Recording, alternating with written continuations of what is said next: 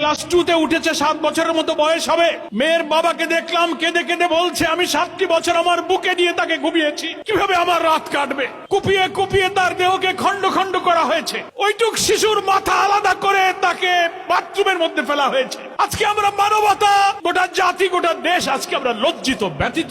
আমরা শিশুর আমিসার মা বাপ, এই দেশের সমস্ত মায়ের কাছে আমরা ক্ষমা প্রার্থী। মানবতা আপনাদের কাছে আমরা আজকে লজ্জিত। আমরা যারা রাজনীতি করি, সমাজ, দেশ, সভ্যতার দায়িত্ব নিয়ে মানুষের কল্যাণের জন্য যারা রাজনীতি আর আদর্শের কথা বলি, তাদের সামনে এত অমানবিক, এত ঘৃণ্য, এত পৈশাচিক দৃশ্য, আমাদের বিবেক ক্ষতবিক্ষত হয়ে যাচ্ছে।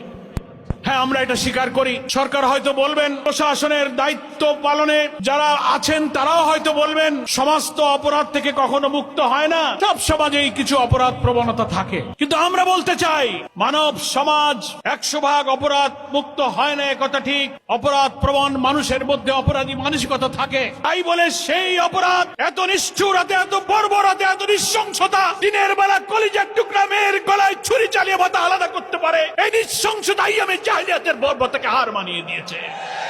দেশের মানুষ কাঁদছে, মায়েরা কাঁদছে, পিতা ক্ষোভে দুঃখে বলছে, আমি বিচার চাই না, বিচার হবে না, আপনারা বিচার করতে পারবেন।